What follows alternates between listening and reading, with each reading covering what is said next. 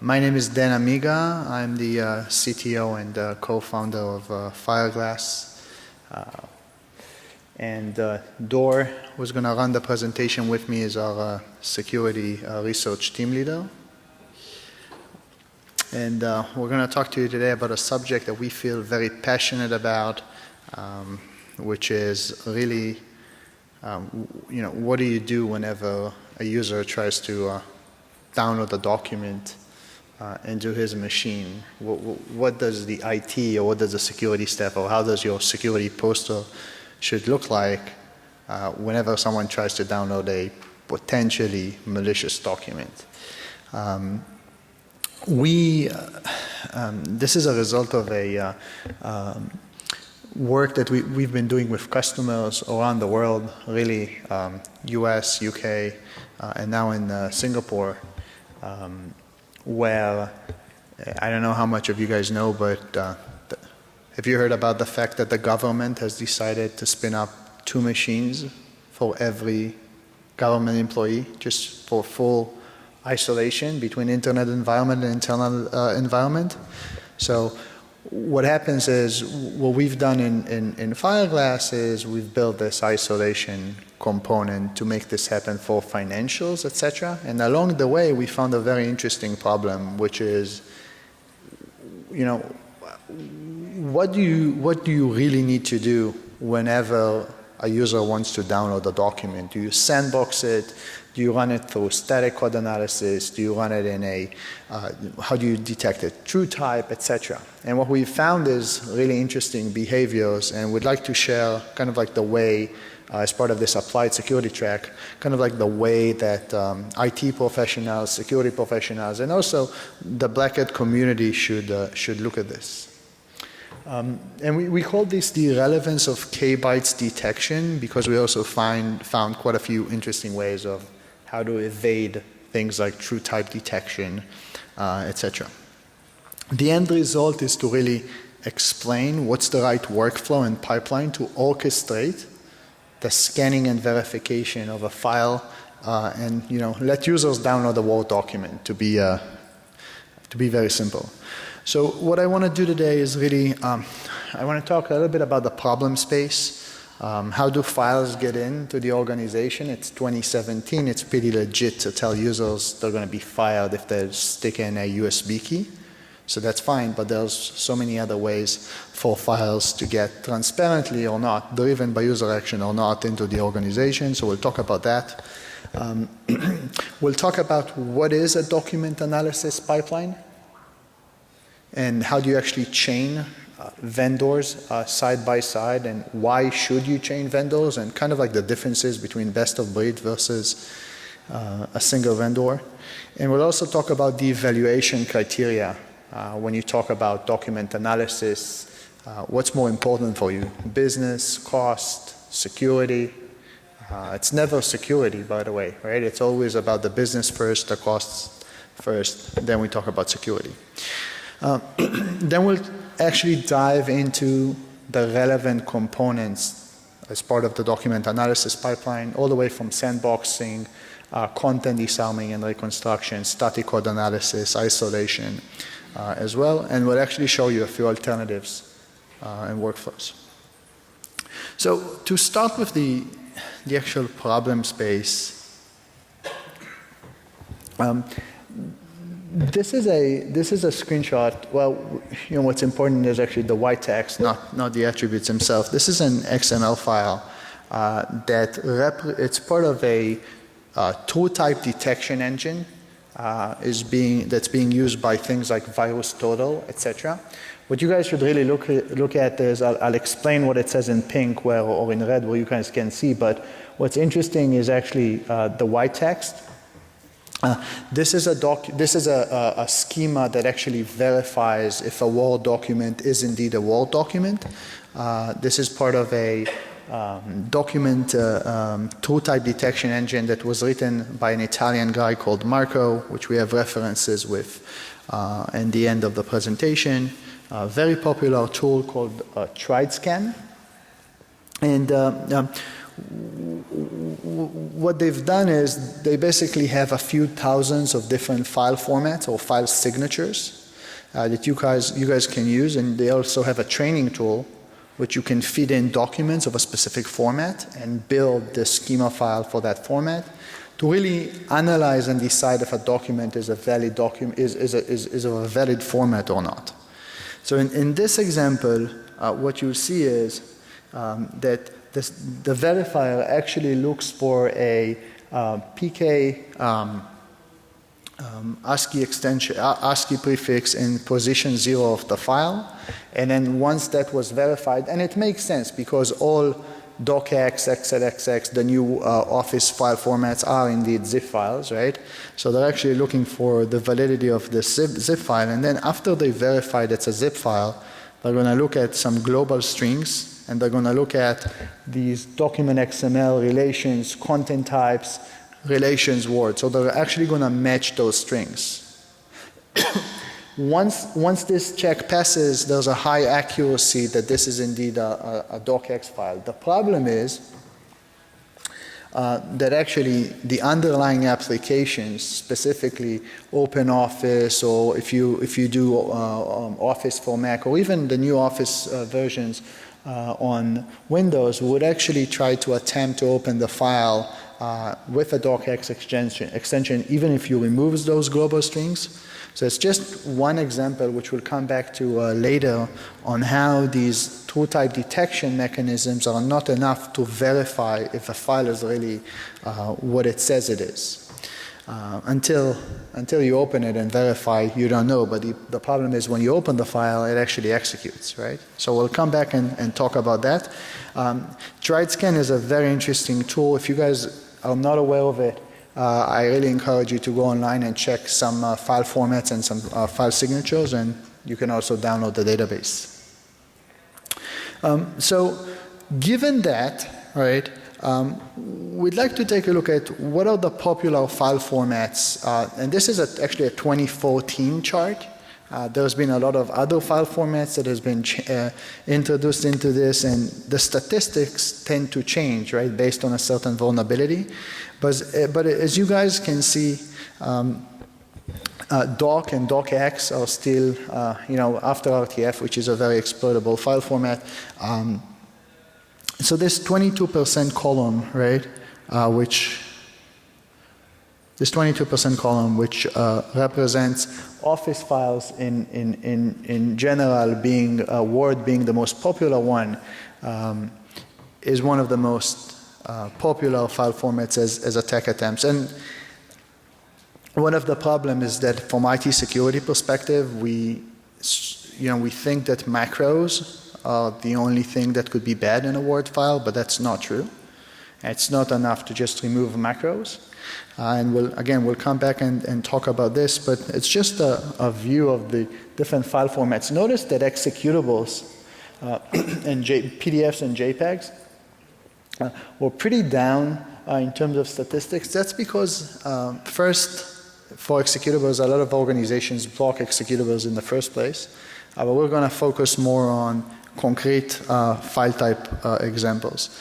So this thing tends to vary, right? If you look 10 years ago, you would see TIFF format, right up there. We had recent attacks in the past year with JS files. Once you can send those with Gmail. But it's just interesting. It's just interesting to look at these popular file formats, and we'll come back to the attack vectors.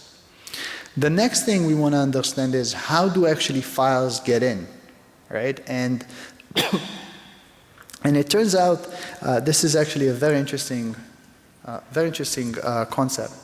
So if you look at a given organization, right, a lot of organizations today employ some sort of user education, phishing education or training in some sort, but yet the click rates are just enormous. So do you guys have any idea of what is the average click rate after a phishing campaign education with financials in the US? Say again? It's not 60%, but they don't publish the actual numbers. I can give you my own average, right?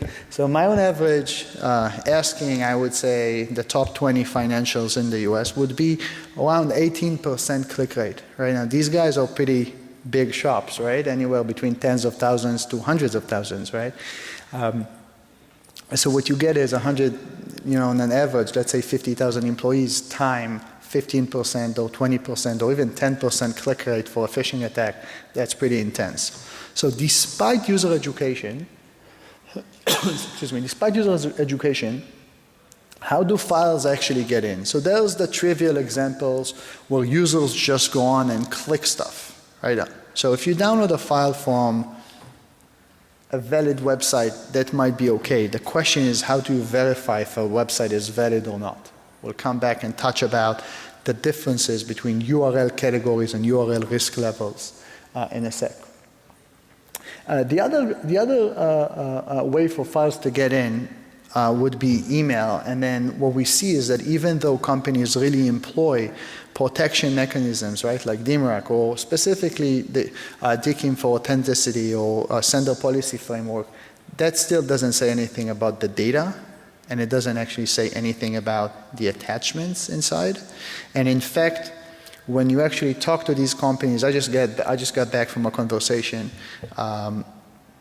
with one of the biggest banks in Singapore before I changed clothes to sneakers and stuff. And what they told me is they were around the 15% click rate, right? But then what they did is they sent an email from the CEO. It looks like their domain, right? They did the whole DKIM and SPF for a domain that looks pretty similar to what these guys are doing. The click rates were around 80%, right, including security and engineering.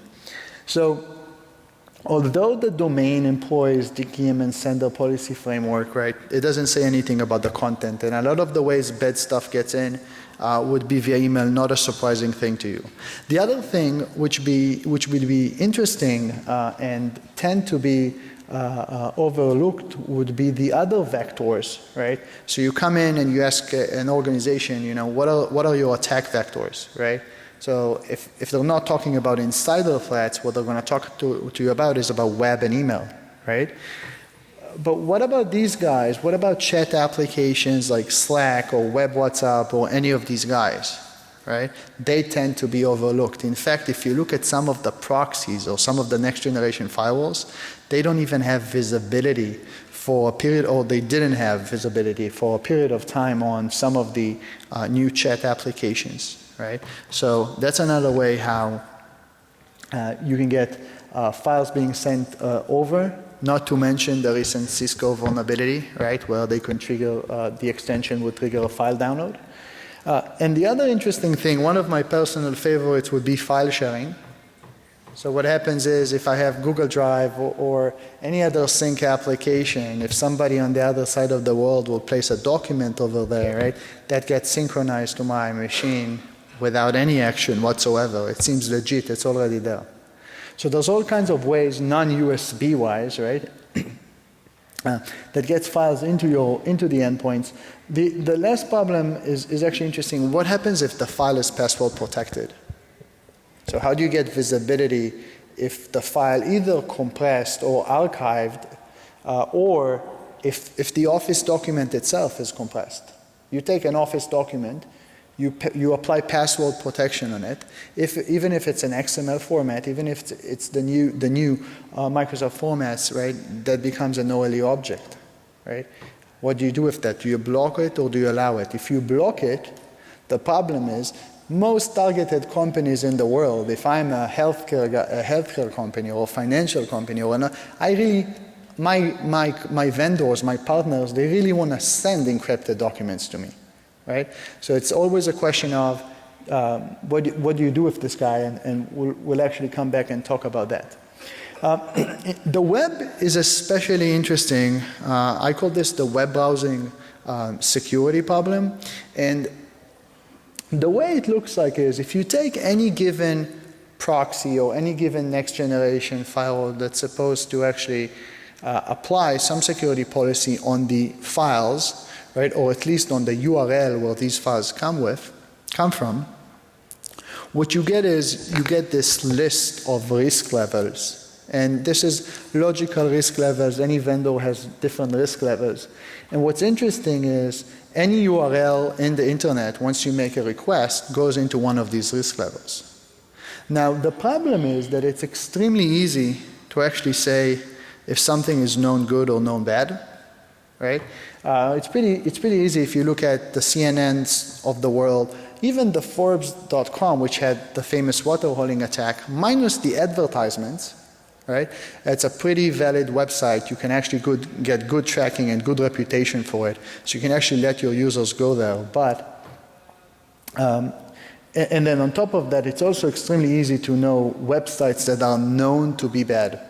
So I always like to say if my grandma on the other side of the world would click a malicious document or a malicious URL that would trigger a drive-by download or a phishing attack, Google, if she uses Chrome, Google, and she does, Google would actually detect that. And once they detect that, or if they detect that, they're going to propagate that URL to all of the endpoints, right?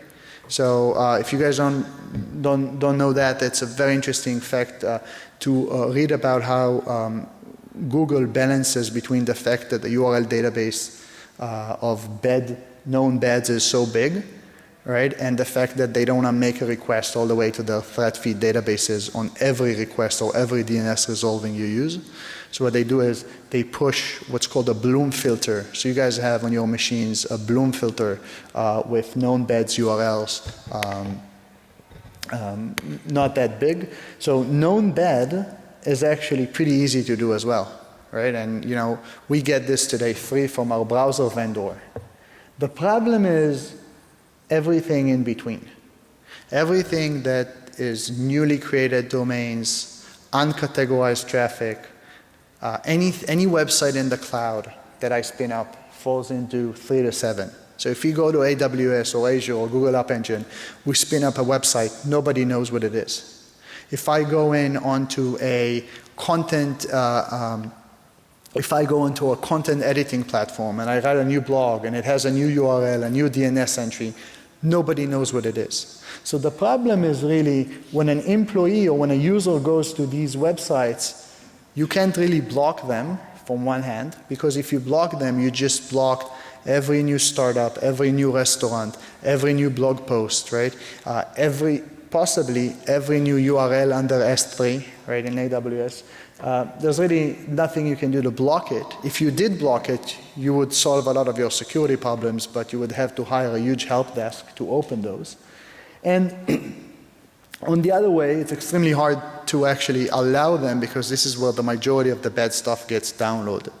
So it's just interesting to understand where stuff gets in. It really gets in from categories 3 to 7. In fact, once a URL becomes unknown or uncategorized and none of the thread feeds in the world have seen it, which is a very low-hanging fruit when you start a hacking campaign, right, or when you start a malicious activity, you would either use a domain that you bought 2 years ago, right, or you would use a newly created URL, right? And that's going to fall into an uncategorized or unknown in the vendor's database. And this is just from one of the biggest vendors, right? Be aware that setting the action to block on an uncategorized URL, we like to call this uncat, may be very disruptive to users because there could be a lot of vetted websites that are not in the URL database yet, right? So you can't really block it and you can't really allow it. And then same goes for the mail authenticity. If you guys have SPF or you guys have DKIM, we talked about the example. It only verifies that you can actually it only verifies that no one alters the message, right? But if that message is specially crafted from a well-organized domain, it doesn't say anything about the content of the message. By the way, the big difference between mail and web is that in terms of productivity versus security, Email is fine to hold on for another 20 seconds or 30 seconds or a minute, right? If I would ask you guys how many of you use the undo functionality in Gmail, a lot of you are using the undo functionality. You don't care that your email will be stalled for another 20 seconds, right? 20 seconds in the web, right, feels like 20 days. Right? So you can't really do that. So there's also a fine balance between holding users from accessing web content versus email content. Not to mention file synchronization. File synchronization is just transparent, right? It's all the way behind the scenes. So the question is, what are the tools that we have to actually apply on whenever we want to get those bytes, right, downloaded to our computer, which is also very interesting. Before we jump into the components, another big difference between mail and web. So if mail is very transactional, so my MTA would get the entire email to be processed, right? I have the file in hand, while a web firewall or a firewall or a proxy, right, has to start sending bits back to the endpoint. Otherwise, the browser would time out the connection. So if it's a big file, you have to start using things like trickling, right? And then the first 10 Ks, the first 100 Ks are already in the endpoint if the file is malicious, right?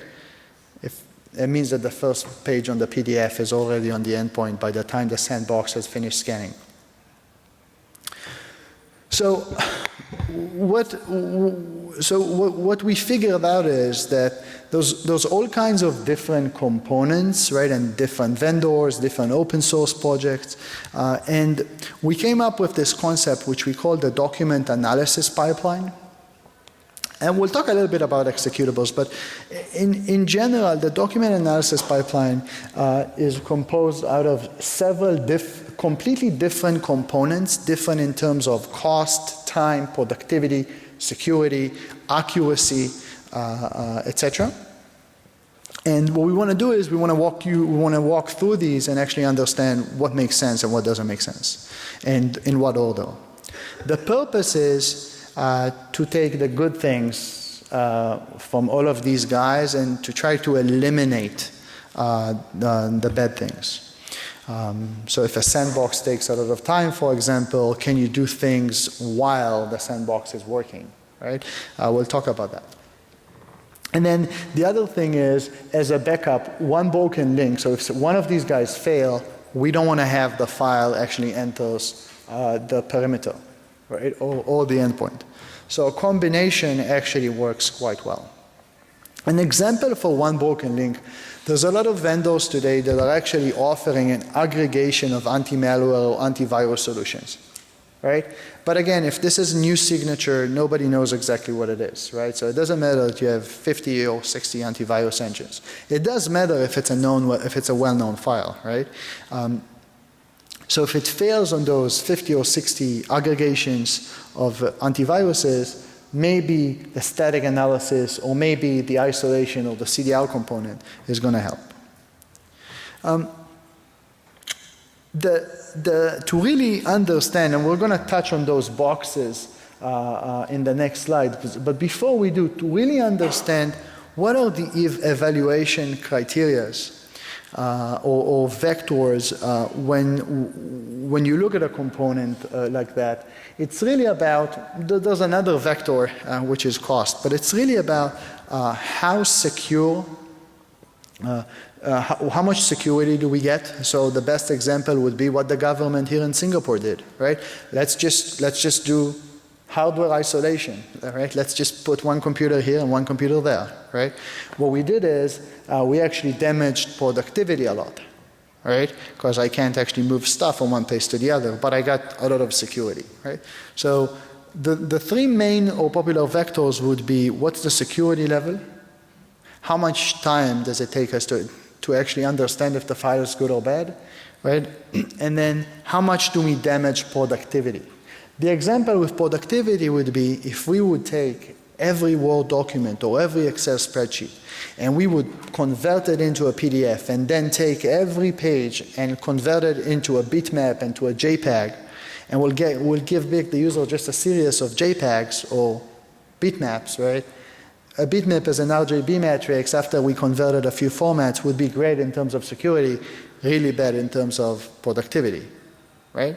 So those are the evaluation vectors. The first component that we want to talk about, that's important to talk about, will be the file type detection, what I started the presentation with. So file type detection, it's probably a very fast component. So all you have to do is you have to match a file with a few signatures, and that could be 6,000 or 7,000 signatures, or you can just limit the whitelisted file formats. And when you do file type detection, what's interesting, it's really a function where you pass in a memory stream, right, and you get back the relevant MIME type, right? So the obvious way is to start with a match on extensions. Once you know the designated extension, right, which is not a test, right, you then go ahead and start looking at either magic bytes, right, so either magic order bytes or character distribution. So magic order or magic numbers is something that's well known. We've seen it in the beginning. Character distribution is a little bit more interesting. What do you do if you get an HTML page and that HTML page doesn't have an HTML tag and doesn't have a body tag? The browser can still evaluate it as a valid HTML page and execute the JavaScript inside, right? So what you do is you look for character distribution, right? You look for greater than, lower than tags, right? To figure out if this is actually a valid HTML file or not, and then once you have enough valid character distributions, you start to look at the actual HTML tags. We'll talk about the Telegram and WhatsApp latest hack in a minute. Those are going to cover that. The problem with file type detections is not only you can get around it, if the underlying application tends to be more forgiving than your file type detection, right? So if you actually remove the correct signatures in the file type and yet overcome the file type detection, the problem is, and this is interesting. This is part of the API to actually use the file type detection library. And what's interesting is the analyze results. So actually, analyze results will get us this data structure that says T results, and will actually tell us what's the file type, what's the MIME type, but then on top of everything, we only get a percentage of accuracy.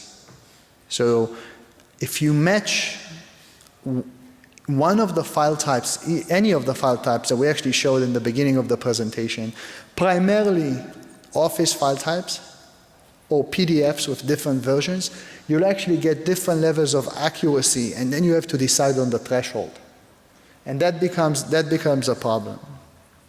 So even the best file type detection mechanisms can't make a decision on whether a file is really what is supposed to be.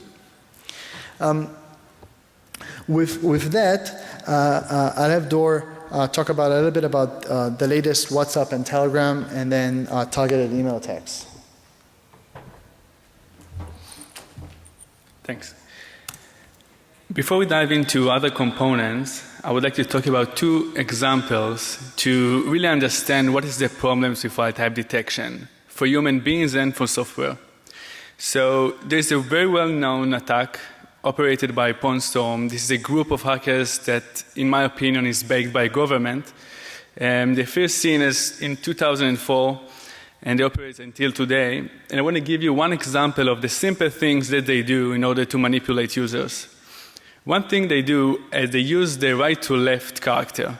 They send you a zip file that contains two files, one which is a doc file, which is pretty legitimate doc file, just to make the other file look like suspicious, which is the PPT file. And they use the right to left tag in order to reverse the way it looks. So it's not a PPT extension, it's SCR extension, and you can see that the type is a screensaver, although it looks like the extension is a PPT file. This is really, really good into manipulating human beings, but not softwares. And when they actually execute the what looks like a PPT file, it drops a PowerPoint and it looks legitimate. And Telegram's and WhatsApp case that recently been discovered by Checkpoint security researchers, they used the fact that WhatsApp and Telegram had to implement end-to-end encryption. And when you implement end-to-end encryption, you have to rely on client-side verification. Since you cannot read the file at the server side, you have to do this client-side detection of the file at the client side. And it is a problem because they cannot know which file they send to the which files they send to the other client on the other side. It is really easy to bypass the client-side verification. So in Telegram's case, for instance, what those researchers did is they take a pretty legitimate MP4 file and they concatenate afterwards an HTML file. If you will run a file type detection on this file, you will probably understand that this is an HTML file. But when you are trying to open it inside an HTML5 video tag, it will execute the video without any problem, and the video will display correctly. But when you open it in a new tab, the context completely changes. And now it executes the HTML file. So it depends on the context you're running the file. It can be an MP4 file and it can be an HTML file. And everything changes in the context and not the exact file type detection. Another component is signatures component. Those are good to recognize known threats, but really easy to manipulate. The only thing you need to do is to change the file a little bit or look for the things that change the file, that change the thing that they sign on in the file to make it look different. And if you gain the antivirus and you can test it in your environment and look for how to bypass the signature. Another great component is static analysis. This is good for this is used heuristics. One good heuristics is that code does not need to appear inside the PDF or doc files. So when you open a document file, you're not supposed to see code inside it.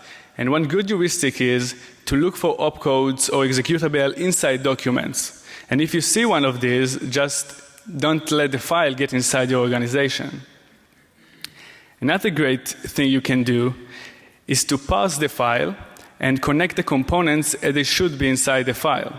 And if you see a component that is outside of the file structure, it's probably a malicious component. If you follow the structure and you see an executable outside of the structure, it's not supposed to be there, and it didn't make it the way it's supposed to be.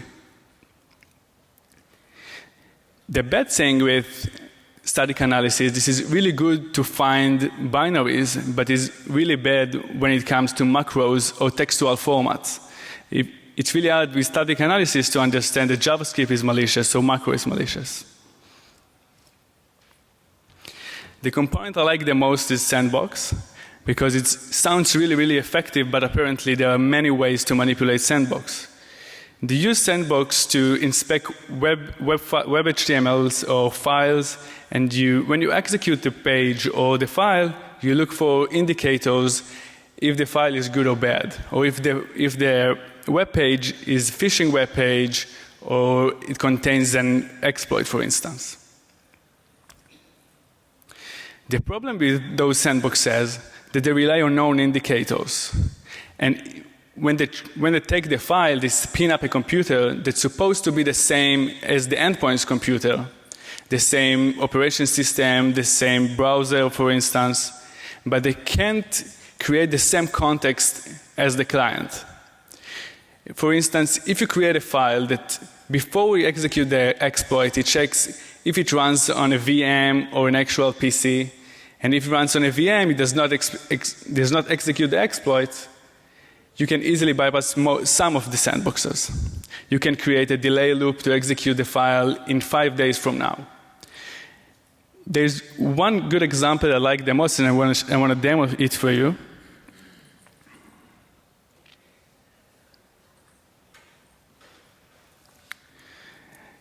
This is a web page that I created earlier today that seems legit, but when you open it in a different context, the website changes completely.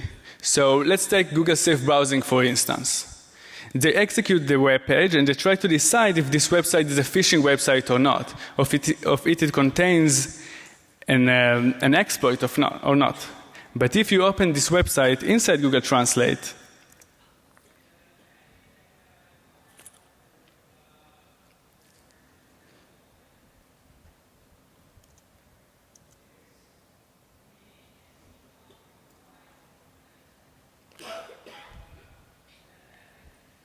internet problem. Okay, so when you translate the page using Google Translate, it looks like Google phishing website. So it changes with the context of the execution. So how it works? Inside this web page, there is a div containing this string. Hola mundo. And when you translate it, it changes to hello world.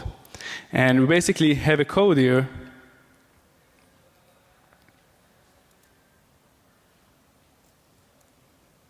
We basically have a code here that when that looks for this string and is the one moment. The payload here is encrypted in the file, and it looks for the key hola mundo, and it tries to decrypt it with this string, which is encrypted with the string hello world. So when you use Google Translate, for instance, to see this page, the string hola mundo changes to hello world, and it successfully decrypts this content, and it changes to the phishing website. Done.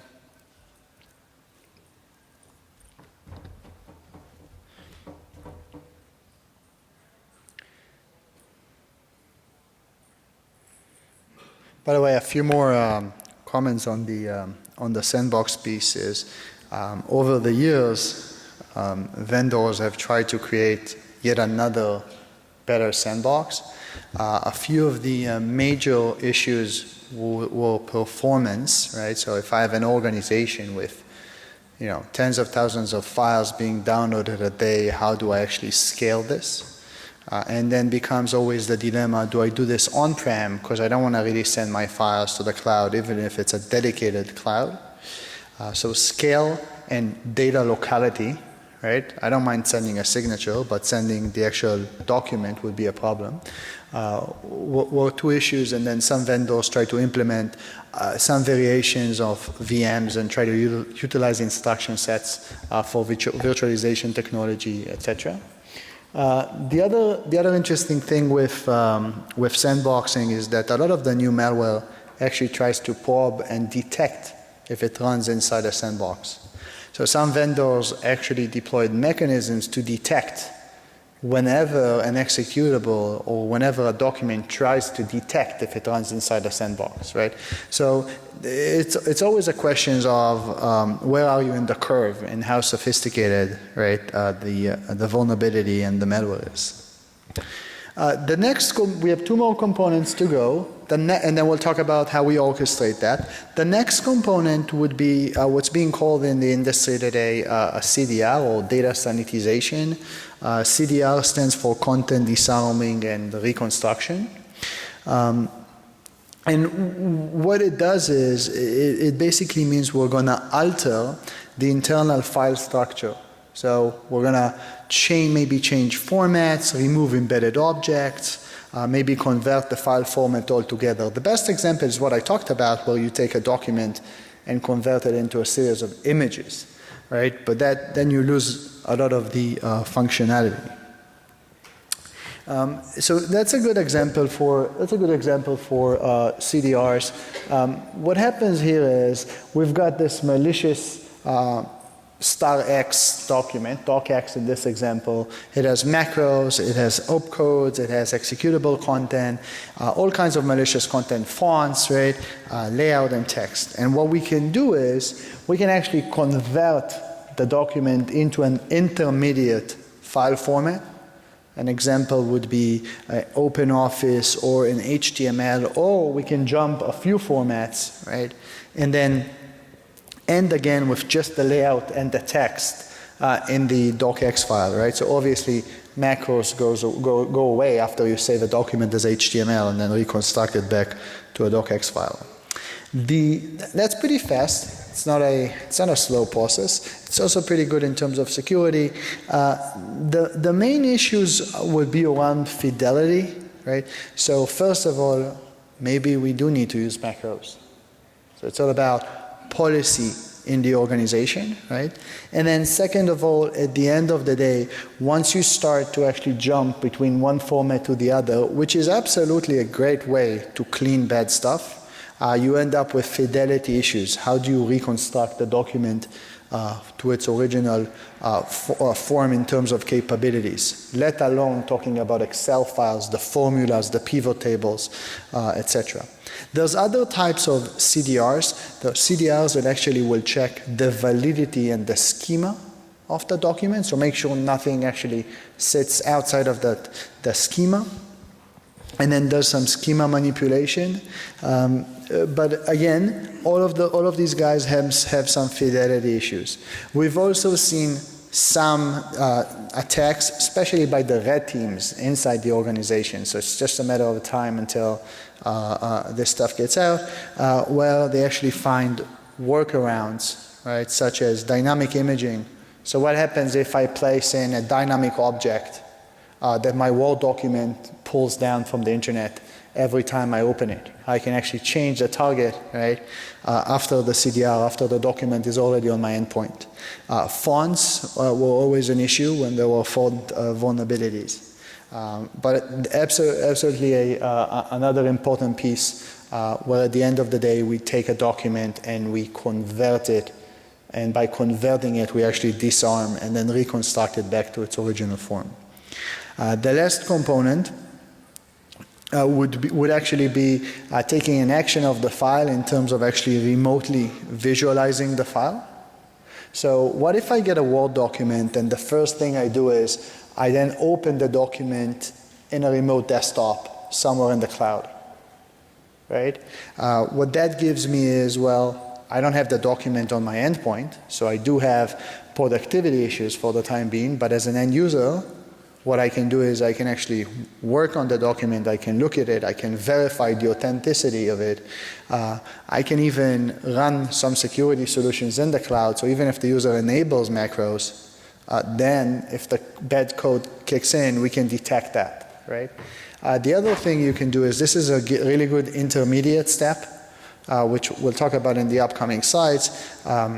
What happens if a sandbox takes 20 seconds or 60 seconds, or if you need user interaction for the sandbox, what you can do is you can view the document remotely, right?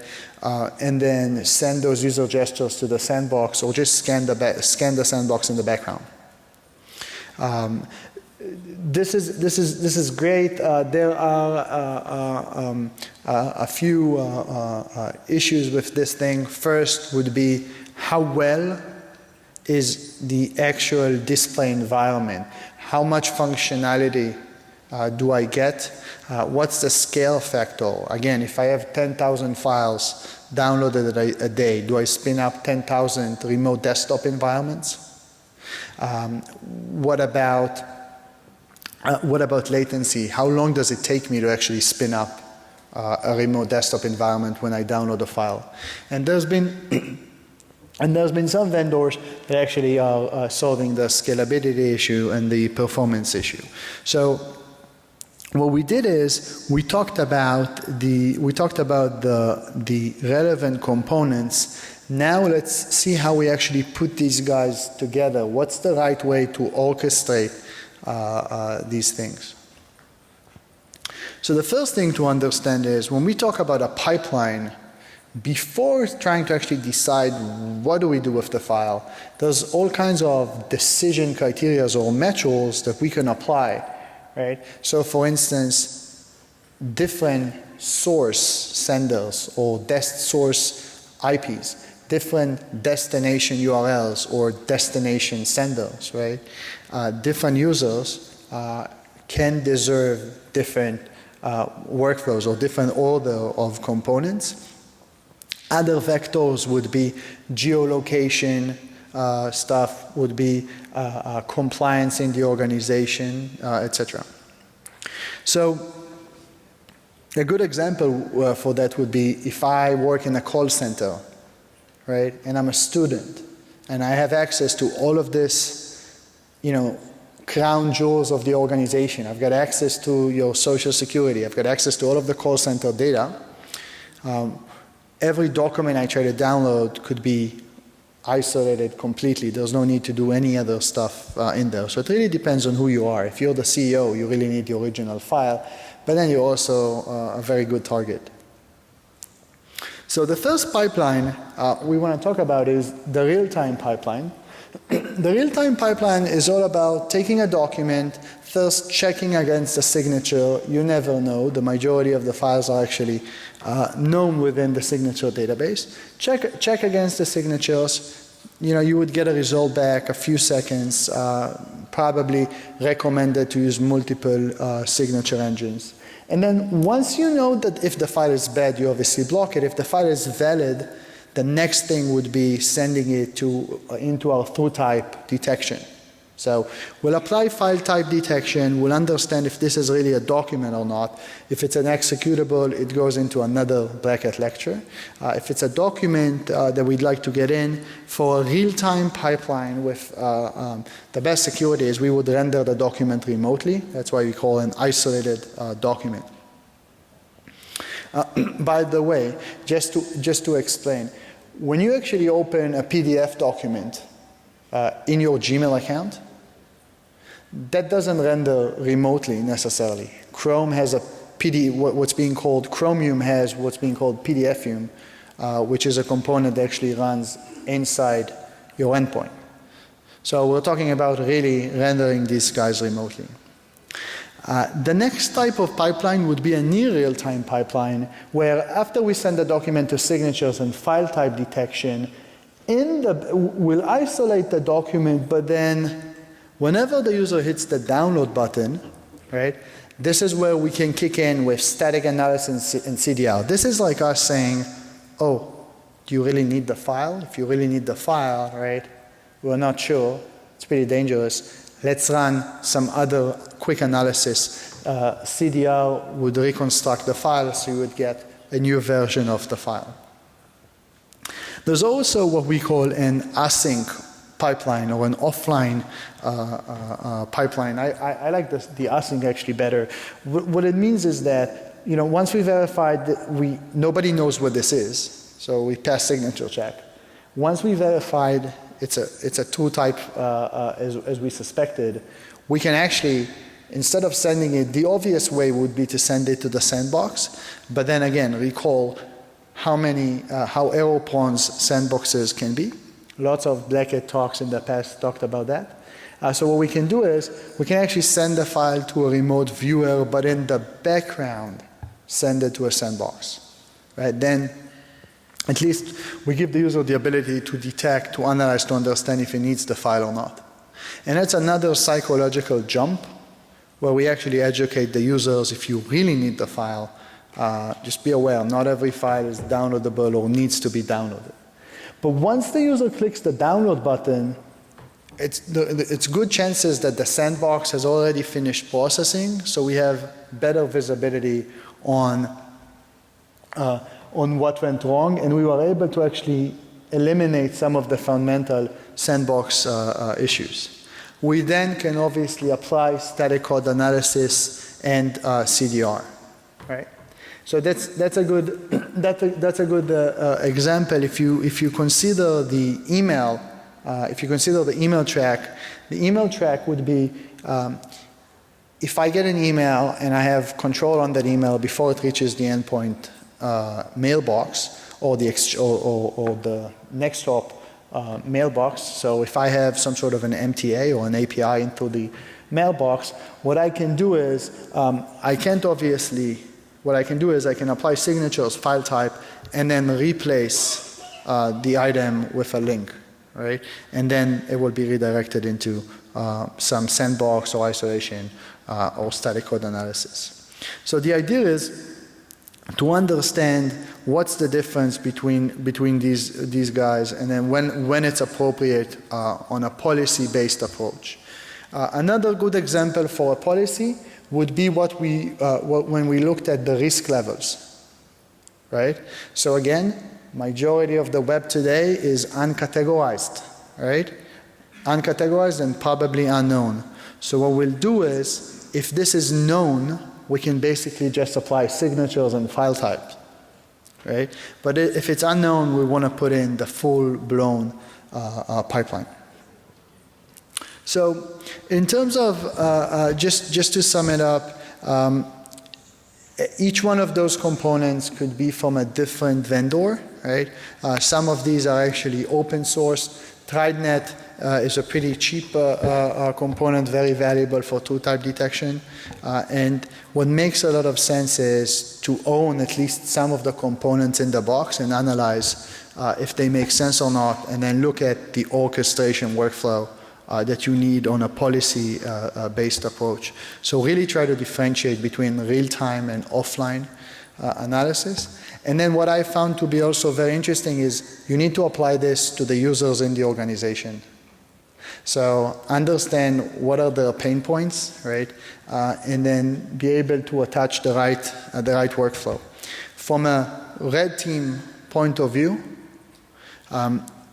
each one of those components had at least the vulnerabilities, or at least the disadvantages that we discussed.